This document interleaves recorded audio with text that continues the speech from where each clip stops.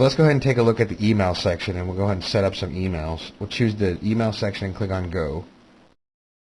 And this is Smarter Mail. You can also access Smarter Mail by going to mail.yourdomain.com in a web browser, and it'll take you here. And you can log in with your primary admin username if this is the first time, which you'll remember is in your welcome email. So we're going to add a new email account. We'll go to Settings, Email Accounts.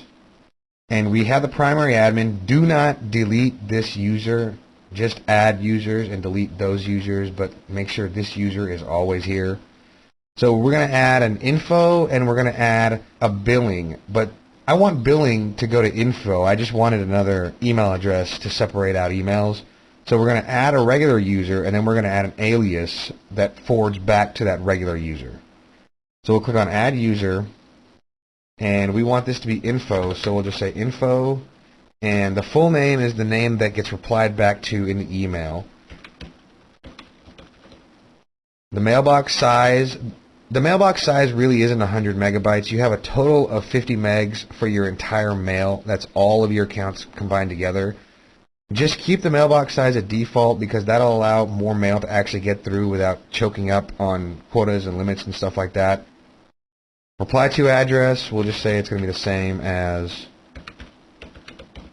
the email address. Forwarding address, we don't want a forwarding address. None of that stuff matters. Signature is only used when you use the webmail, and the display settings and the compose settings, these settings are here if you use the webmail, meaning the Smarter Mail, to actually check your mail and all that stuff. If you're using Outlook, then don't worry about the last two sections, display settings and compose settings. Just worry about the user information and the password, and then you'll be done. So we're going to go and put a password in here. And we'll click Save.